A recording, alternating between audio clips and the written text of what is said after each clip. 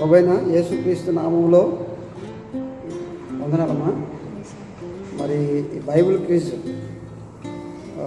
ఒక్కొక్క పుస్తకం మీద బైబిల్లోని వాళ్ళు చదివిన దాన్ని బట్టి 20 ప్రశ్నలు అడగడం జరుగుతుంది.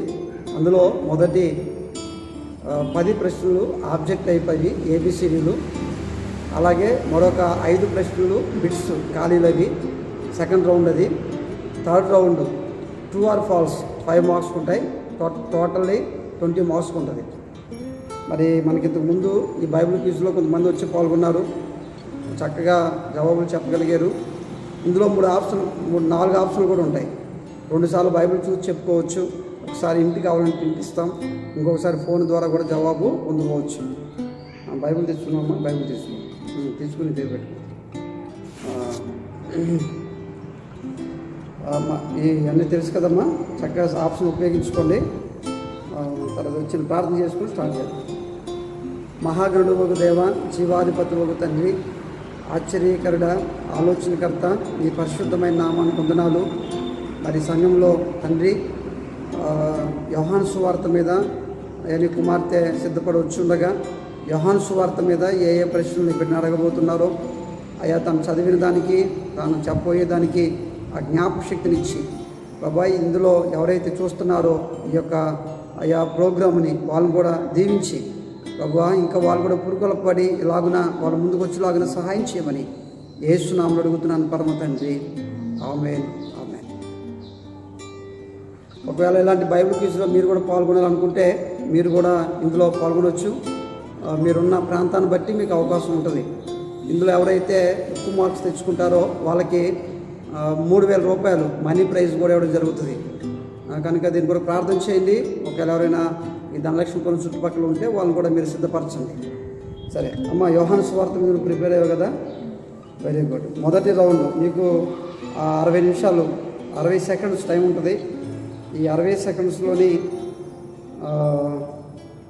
నువ్వు చెప్పవలసి ఉంటుంది. 60 సెకండ్స్లోని 1 మినిట్ నీకు టైం అన్నమాట. నేను టైం చూస్తాను. మొదటి రౌండ్ స్టార్ట్ చేస్తున్నాను. రెడీయా? Very good. ప్రధాని కుమారుడు ఎన్ని గంటలకు బాగుపడెను? ఏ 3 గంటలకు, మధ్యాహ్నం 3 గంటలకు. బి మధ్యాహ్నం 1 గంటకు. సి 12 గంటలకు. డి ఏది కాదు.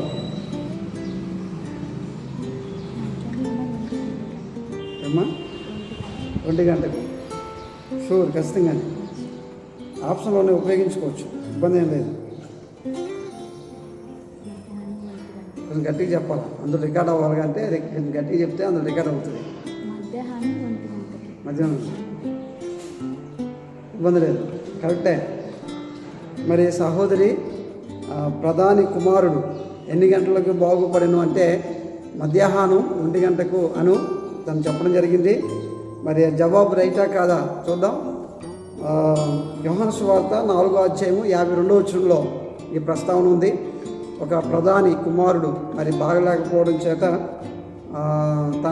అతను బాగుపడాలని యేసు ప్రభు దగ్గరికి వస్తాడు. యేసు ప్రభు కుమారుడు బాగుపడును అని ఎప్పుడైతే చెప్తాడో ఆ గడియలోనే అతను బాగుపడడం జరుగుతుంది. యేసు ప్రభు యొద్దకు వచ్చినప్పుడు ఆయన బాగు చేస్తాడు. ఆయన నోటి మాట ఎప్పుడైతే చెప్పబడుతుందో అప్పుడు మనం బాగవుతాం. సరే, మరి సహోదరి చెప్పినట్టుగా 1 గంట అనే జవాబు ఈజ్ ద రైట్ ఆన్సర్. సరైన జవాబు చెప్పారమ్మా. మొదటి రౌండ్లో మొదటి మార్క్స్ మీరు పొందడం జరిగింది. ఈ మొదటి మార్క్స్ పొందినందుకు మిమ్మల్ని అభినందిస్తున్నాను. అలాగే మరొక ప్రశ్న మరి మిమ్మల్ని అడగడం జరుగుతుంది. సమయంలోని నిత్య జీవం పొందుట ఎవరి చిత్తము? ఏ తండ్రి, బి కుమారుని, సి పరిశుద్ధాత్మ, డి దేవుని. టైం స్టార్ట్ అవుతుంది.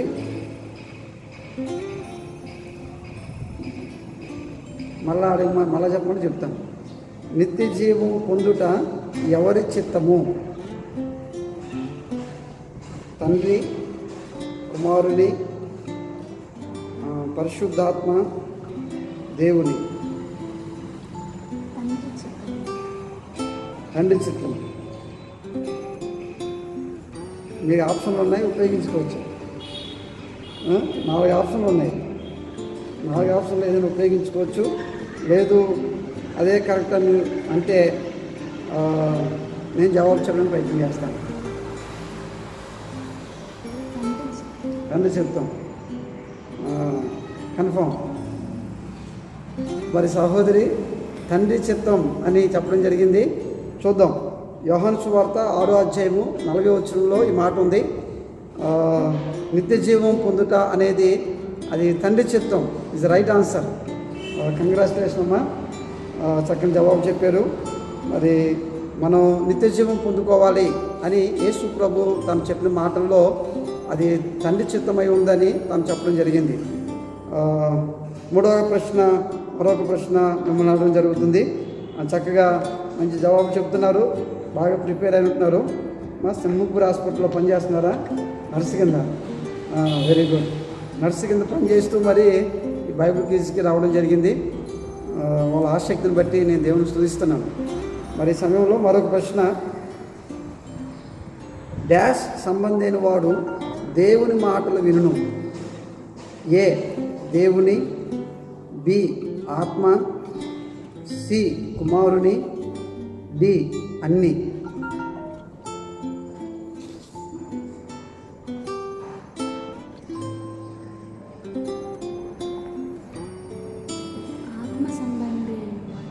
ఆత్మ సంబంధి అయిన వాడు. మరొకసారి ఆలోచన చేసుకోండి. 4 ఆప్షన్లు ఉన్నాయి. మీకు 4 ఆప్షన్లు ఉన్నాయి. ఈ 4 ఆప్షన్లో ఏదైనా మీరు ఉపయోగించుకోవచ్చు. డాష్ సంబంధి అయిన వాడు దేవుని మాటలు వినును. దేవుని, ఆత్మ, కుమారుని, అన్నీ. 4ట్లో కరెక్ట్ ఆన్సర్ ఒకటే చెప్పాలి మీరు. అది మీరు బి ఆత్మ సంబంధి అయిన వాడు అని చెప్పారు. మరి సహోదరి 30 సెకండ్స్ అది కానీ జవాబు ముందుగానే చెప్పారు. చెప్పిన జవాబు సరైనదో కాదు మనం చూద్దాం. ఒకవేళ మీరు ఈ వీడియో చూస్తున్నప్పుడు మీరేం చెప్తారో మరి నాకు తెలియదు. సరే, యోహాను సువార్త 8వ అధ్యాయము 47వ వచనం రాస్తుంది.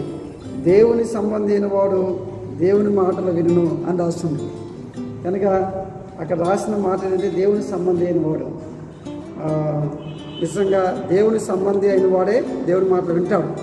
దేవుని సంబంధి కానివాడు దేవుని మాటలు వినడు. ఈరోజు చాలామంది దేవుని మాటలు ఎందుకు వింటలేదంటే వారు దేవుని సంబంధులు కారు అనేది మనం అర్థం చేసుకోవాలి. దేవుని సంబంధి కాని ప్రతి వాడు దేవుని మాటలకు అవకాశం ఇవ్వడు. ఒకవేళ దేవుని సంబంధం కాకపోతే దేవుని సంబంధిగా మారడానికి ప్రయత్నం చేయి. మరి సహోదరి చెప్పిన ఈ యొక్క 3వ ప్రశ్నకి రాంగ్ ఆన్సర్ ఇవ్వడం జరిగింది. 3 ప్రశ్నలకి 2 మార్క్స్తో తాను నిలబడడం జరిగింది. అయినప్పుడు పర్వాలేదు, ఇంకా చాలా ఉన్నాయి, చక్కగా ప్రయత్నం చేయొచ్చు. మరొక ప్రశ్న. మంచి కాపరి గొర్రెల కొరకు తన డాష్ పెట్టును. ఏ ప్రాణము, బి రక్తము, సి జీవము, డి పచ్చిక. ప్రాణము. అవకాశాలు ఉన్నాయి. 4 ఆప్షన్లు ఉన్నాయి. మీకు ఉపయోగించుకోవచ్చు. షూర్. అనవసరం మారిపోతుందేమో. ప్రాణమే, ఇబ్బంది లేదు.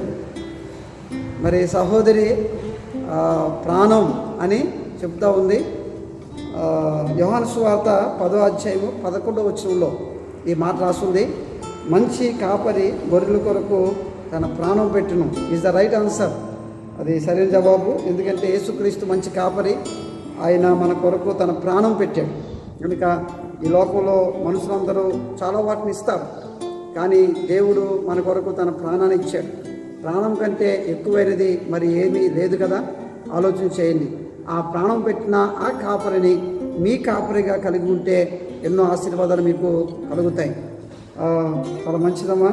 మరి చక్కని జవాబులు ఇస్తూ ఉన్నారు. చాలా ఈజీగా ఉన్నట్టుంది మీకు క్వశ్చన్లు. Very good. మరొక ప్రశ్న నేను ఈ సమయంలో నేను అడగడం జరుగుతుంది.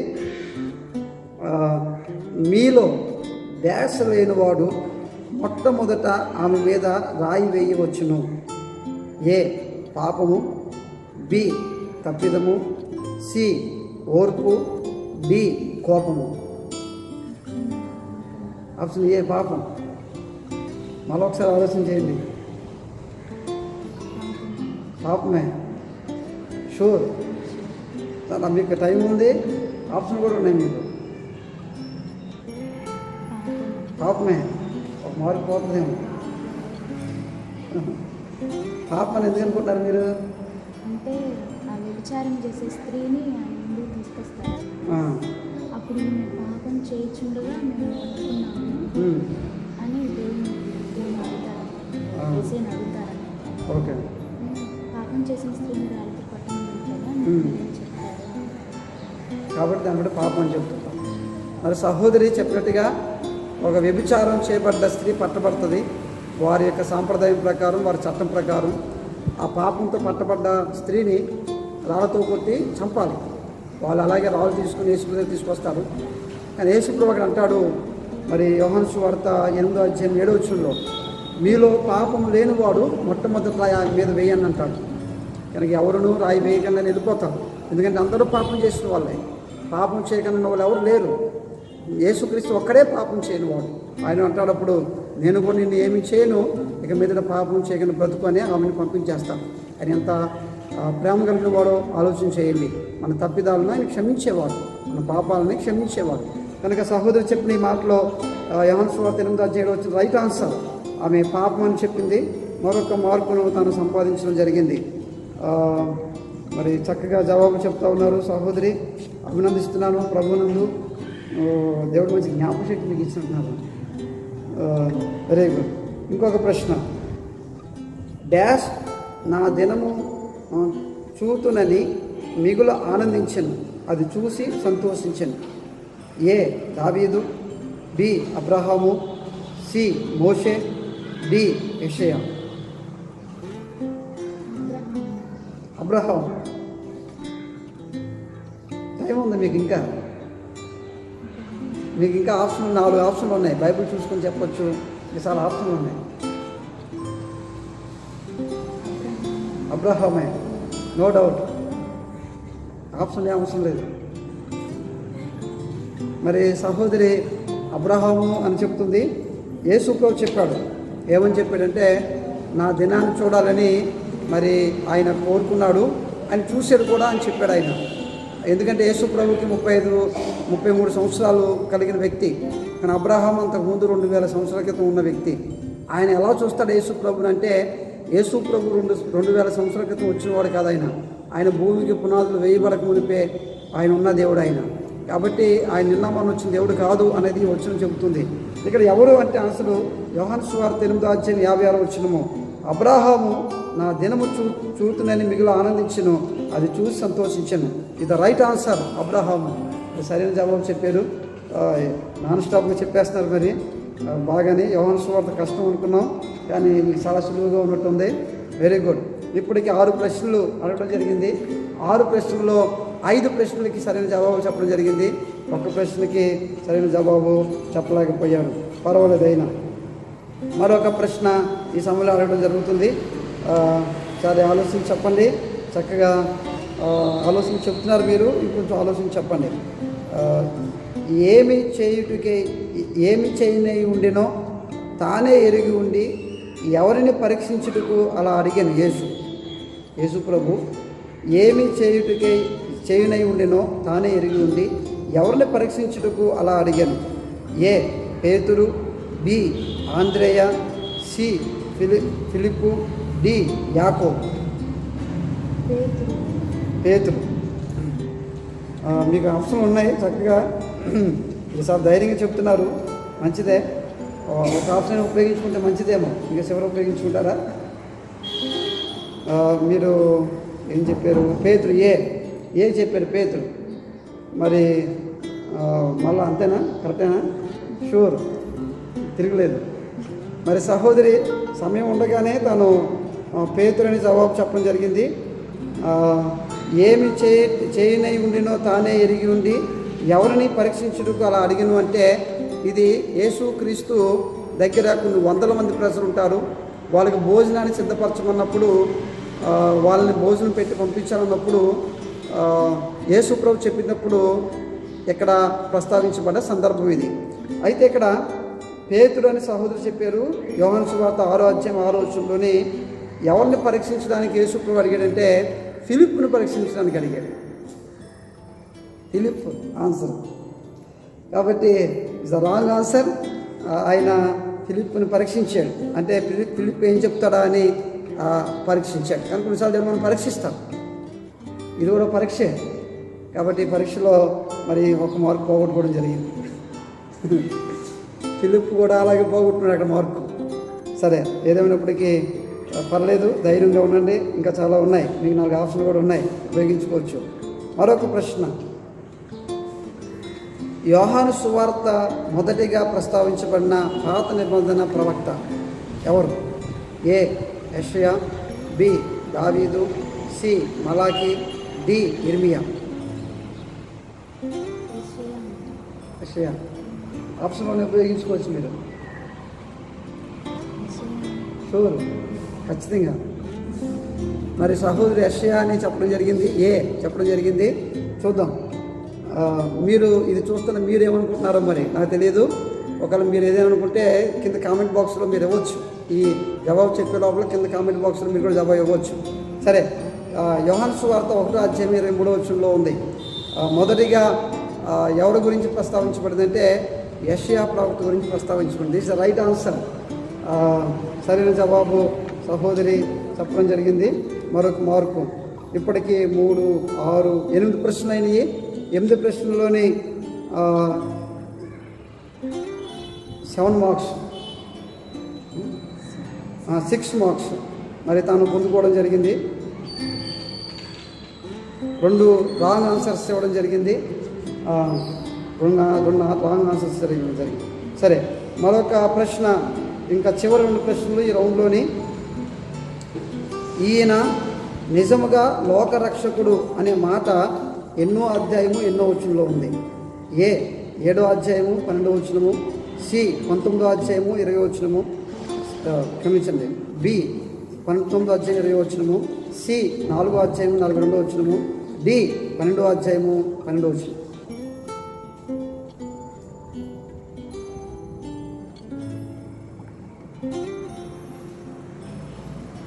ఈయన నిజంగా లోకరక్షకుడైన మాట ఎన్నో అధ్యాయము ఎన్నో వచనము. ఆప్షన్ ఉన్నాయి, మీరు ఉపయోగించుకోవచ్చు. ఏ ఆప్షన్ అయినా బైబిల్ చూసి ఆప్షన్ ఉపయోగించుకుంటారా? సరే, వెరీ గుడ్.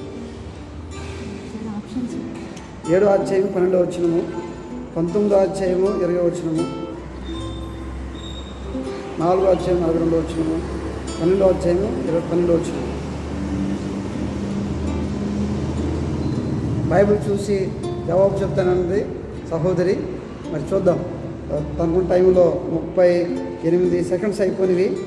ఇంకా కేవలం 20 సెకండ్స్ మాత్రమే ఉంది. ఎంతవరకు చెప్తారో? ఏ నిజంగా లోకరక్షకుడు? 4వ అధ్యాయము 42వ వచనం. 55 సెకండ్లలో చెప్పారు. కరెక్టేనా? చూసి చెప్పారు కదా. కాబట్టి 4వ అధ్యాయం 42వ వచనంలోని యోహాను సువార్త, ఇది నిజంగా లోకరక్షకుడు అనే మాట ఉంటుంది అక్కడ. Is the right answer. ఇది సరైన జవాబు. మరి మంచి చూడగానే ఒకే వచనం చూసి చెప్పేశారు చక్కగా. చివరి ప్రశ్న, ఈ యొక్క మొదటి రౌండ్లో చివరి ప్రశ్న మిమ్మల్ని అడగడం జరుగుతుంది. చివరి ప్రశ్న జాగ్రత్తగా ఆలోచించి చెప్పండి. యూదులు నిన్ను రాళ్ళతో కొట్టు చూచుండురే, అక్కడికి తిరిగి వెళ్ళుదువా అని యేసుని అడిగినది ఎవరు? ఏ శిష్యులు, బి పేతురు, సి తోమా, డి యోధ. తోమా. ఇంకా ఒక ఆప్షన్ అయిపోయింది మీకు. ఇంకా 3 ఆప్షన్లు ఉన్నాయి, మీరు ఉపయోగించుకోవచ్చు. తోమా. తోమా అని ఎందుకు అనుకుంటున్నారు మీరు? అంటే లాజరు చనిపోయాడని చెప్తారంటే ఇంకా 2 days అప్పుడు చేస్తాను. ఇంకా 2 days అయిన తర్వాత ఇంకా మనం లాజర్ని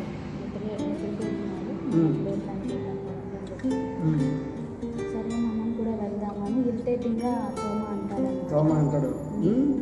వెరీ గుడ్. మరి సందర్భం అయితే సరైన సందర్భమే, కానీ ఆన్సర్ కరెక్టా కాదో చూద్దాం ఈసారి. యోహాను సువార్త 11వ అధ్యాయము 8వ వచనంలోని తాను చెప్పిన సందర్భం ఇది. అక్కడ యూదులు నిన్ను రాళ్ళతో కొట్టి చూస్తుంటే అక్కడికి తిరిగి వెళుదువా అని యేసుని అడిగింది ఎవరంటే తోమా కాదు, శిష్యులు అని ఉంటుంది అక్కడ. తోమా కింద అంటాడు, మనమును చనిపోవడానికి వెళ్తామా అని కింద అంటాడు. తోమా అంటాడు కానీ ఇది మటుకు తోమా అనలేదు, శిష్యులు అన్నారు. అందరూ కలిపి అన్నారు ఈ మాటని. ఇది రాంగ్ ఆన్సర్. మరి 10వ ప్రశ్న తను తప్పు చెప్పడం జరిగింది. మొదటి రౌండ్లో ఈ 7 మార్క్స్ సంపాదించడం జరిగింది. రెండో రౌండ్లో కూడా వెళ్తాను ఈ సందర్భంలోని. మరి రెండో రౌండ్లోని ఎలాగ ఆన్సర్ చేస్తారో చూద్దాం. మీరు ఒకవేళ ఇందులో పాల్గొనాలనుకుంటే ఖచ్చితంగా మీ యొక్క మా ఫోన్ నెంబర్ ఇందులో ఉంటుంది. మీరు కాల్ చేసి నెల్లూరు పట్టణానికి సంబంధించిన వాళ్ళైతే మీకున్న సమయంలో వీలున్న సమయంలోనే పెడతాం. ఒకవేళ మరి మార్నింగ్ 7 to 9 మధ్యలో వస్తామంటే ఆ టైంలో మీకు పెట్టడం జరుగుతుంది. బైబిల్ చదివించాలన్నది మా ఆశ, బైబిల్ నేర్పించాలన్నది మా ఆశ. కనుక ఆసక్తి మీలో ఉంటే మీరు కూడా పార్టిసిపేట్ చేయొచ్చు ఈ విషయంలో. సెకండ్ రౌండ్లోకి మనం వెళ్తున్నాం. సెకండ్ రౌండ్ అమ్మ ఇంకా మీకు ఒక ఆప్షన్ ఉపయోగించుకున్నారు, 3 ఆప్షన్లు ఉన్నాయి, మీరు ఉపయోగించుకోవచ్చు. సెకండ్ రౌండ్లోని బిట్స్, ఈ సందర్భంలోని బిట్స్ అడుగుతున్నాను.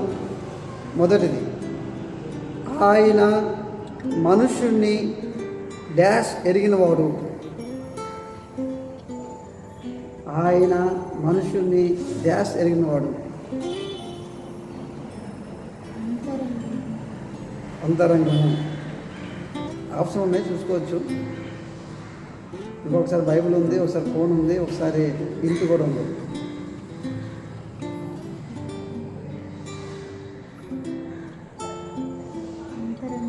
అంతరంగం. మరి సహోదరి, దేవుడు మనుషుని ధ్యాసను ఎరిగిన వాడు అంటే అంతరంగం అన్నారు. కరెక్ట్ ఆన్సరే, కానీ అక్కడ అలా లేదు, ఆంతర్యం అని ఉంది. అంతరంగం వేరు, ఆంతర్యం వేరు. ఆంతర్యం అంటే మన ఆలోచనలు మొత్తం అన్నీ, మనం ఏమనుకుంటున్నాం అన్నీ. కానీ బైబిల్లో ఉన్న మాటని నేను తీసుకుంటున్నాను కాబట్టి ఈజ్ ద రాంగ్ ఆన్సర్. ఈ రెండో రౌండ్లో తాను ఒక మార్కును పోగొట్టుకోవడం జరిగింది. సరే, మరొక ప్రశ్న ఈ సమయంలో అడగడం జరుగుతుంది. యోహాను సువార్తలో యేసు చేత ప్రేమించబడిన కుటుంబం ఎవరు?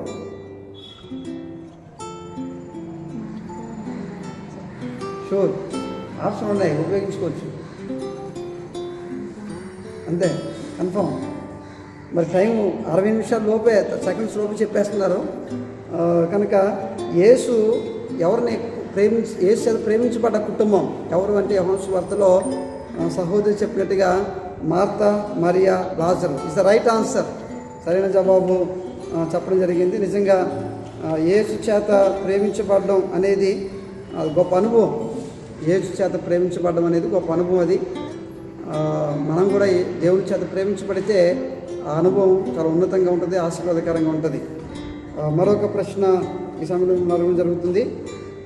కుమారునికి డాష్ కానివాడు జీవము చూడడు కానీ దేవుని ఉగ్రత వాని మీద నిలిచి ఉండును. మళ్ళీ అడుగుతున్నాను,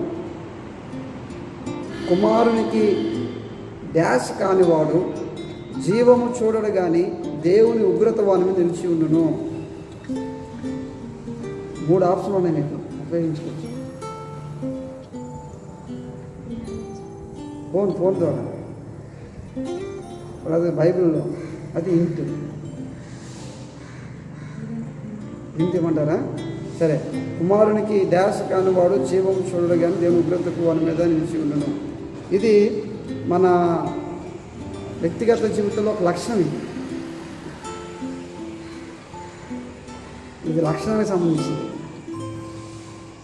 కుమారుని డాష్ కానివాడు అంటే ఇది సంబంధానికి సంబంధించింది కాదు, కానీ లక్షణం, మనలో ఒక లక్షణం. ఇది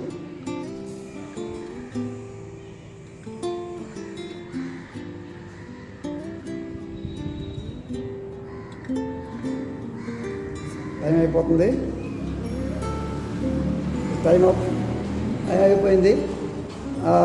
కుమారునికి డాష్ కానివాడు జీవమును చూడడు. ఏం కానివాడు అంటే విధేయత కానివాడు. ఇది లక్షణం, మనలో ఉన్న ఒక లక్షణం. కనుక ఇది రాంగ్ ఆన్సర్. సహోదరు చెప్పలేకపోయాడు ఏం అసలు ఈ ప్రశ్నకి. కొంచెం కష్టంగా ఉందేమో మరి. తాను చదివిన ఇందులో ఇది జ్ఞాపకం రాలేదేమో, పర్వాలేదు, ఇంకా చాలా ఉన్నాయి. మరొక ప్రశ్న, దేవుని క్రియ అంటే ఏమిటి?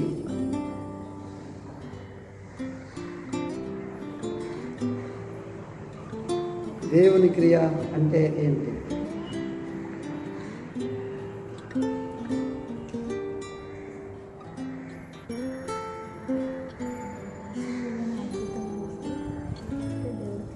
అద్భుతం దేవుని క్రియ. మీకు ఇంకా 2 ఆప్షన్లు ఉన్నాయి. బైబిల్ చూసుకోవచ్చు, ఫోన్ ఎవరిని అడిగి అనుకోవచ్చు.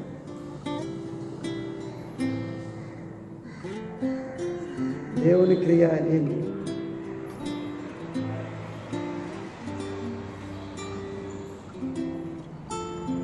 ఇంకా 15 సెకండ్స్ ఉంది. అద్భుతం చూస్తేనే, అద్భుతం, ఆశ్చర్యకారం. మరి సహోదరి, అద్భుతం, ఆశ్చర్యకారం, దేవుని క్రియ అని చెప్తున్నారు. టైం అయిపోయింది. మరి దేవుని క్రియ అంటే ఏంటంటే విశ్వాసం వచ్చే దేవుని క్రియ ఉందా బైబిల్లోనే?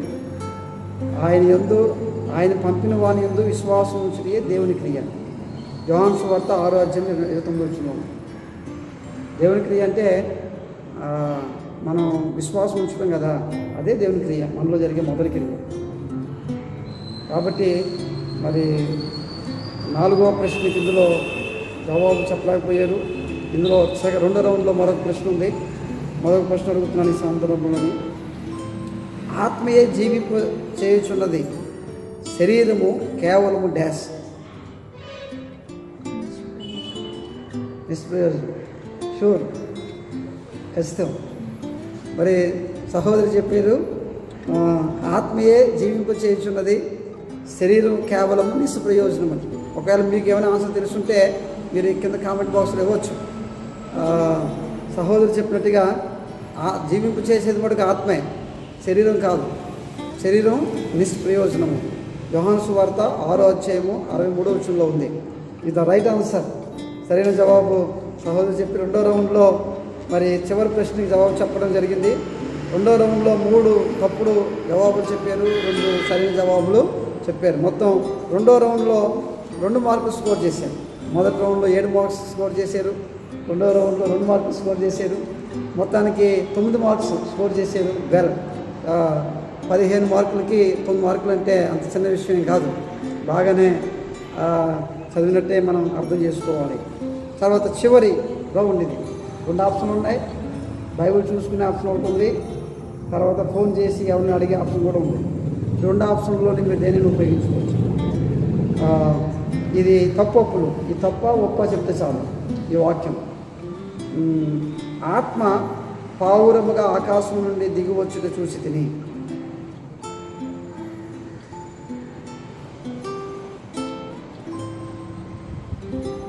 ఒప్ప ఒప్ప అంతే.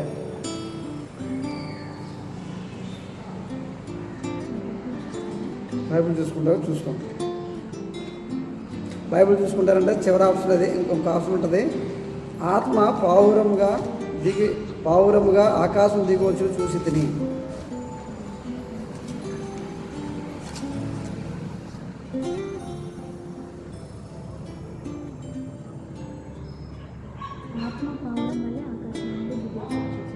ఇది రైటా రాంగా? నాకు కావాల్సింది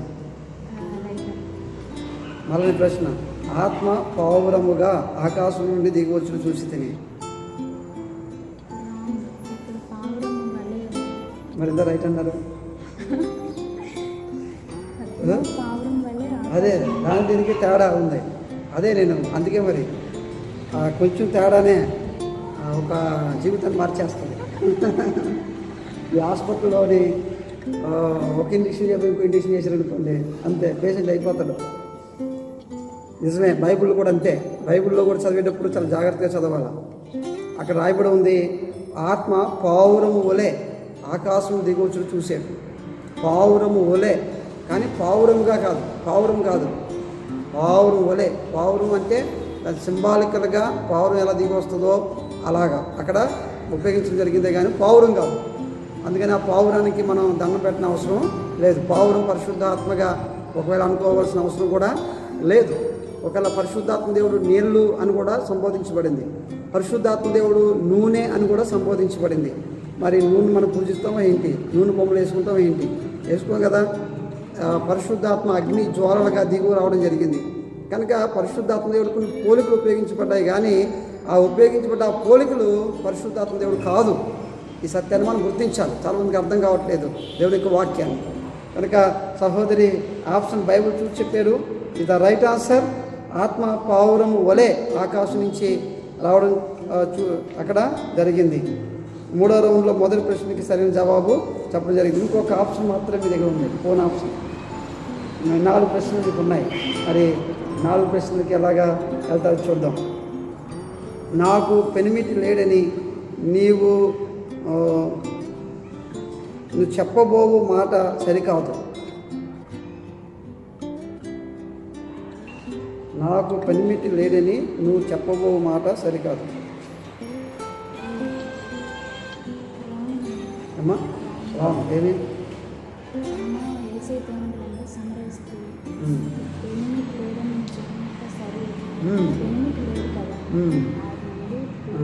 అదే మరి సహోదరి రాంగ్ అని చెప్పడం జరుగుతుంది. ఎందుకంటే చెప్పబోవు కాదు చెప్పిన అని సహోదరి చెప్తుంది. చూద్దాం. యోహాను సువార్త 4:15 నాకు పెనిమిటి లేడని నీవు చెప్పిన మాట సరికాదు, సరియే అని ఉంటుంది అక్కడ. సరియే అని ఉంటుంది, సరికాదు అని ఇక్కడ మనం ఉపయోగించాం. అంటే దాన్ని ఒప్పుకున్నాడు, చెప్పాడు ఆయన. ఆమె చెప్పింది నాకు పెనిమిటి లేడు అని చెప్పింది ఆమె. నువ్వు చెప్పింది సరే కరెక్టే అని చెప్పాడు, కానీ ఇక్కడ కరెక్ట్ కాదు అన్నట్టు అడిగాను. కొంచెం మార్పు అనమాట. Is the right answer. 3వ రౌండ్లోని మరొక ప్రశ్నకి జవాబు తను చక్కగా ఇవ్వడం జరిగింది. ఇంకొక 3 ప్రశ్నలు మాత్రం మిగిలి ఉన్నాయి. ఫోన్ ఆప్షన్ ఒకటి ఉంది, మీరు మరి ఎలాగా అవుతుందో చూద్దాం. మరొక ప్రశ్న, మీరు ఆయన మాట వినలేదు కనుక మీలో ఆయన వాక్యము నిలిచి ఉండలేదు.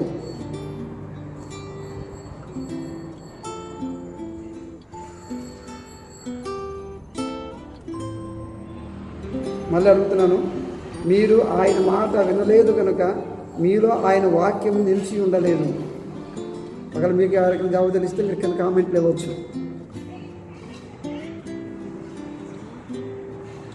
బైబిల్ ఆప్షన్ లేదు, ఇంకా ఫోన్ ఆప్షన్ ఒకటే ఉంది. ఇంక 20 సెకండ్స్ ఉంటాయి. Right answer. మరి సహోదరి రైట్ ఆన్సర్ అని చెప్పారు. మీరు ఆయన మాట వినలేదు కనుక మీలో ఆయన వాక్యం నిలిచి ఉండలేదు. ఇది వాక్యం చూడడానికి వినడానికి రైట్గానే ఉంది మనకి, కానీ చూద్దాం. యోహాను సువార్త 5:38 ఇలా రాస్తుంది, మీరు ఆయనను మీరు నమ్మలేదు కనుక మీలో ఆయన వాక్యం నిలిచి ఉండలేదు అని.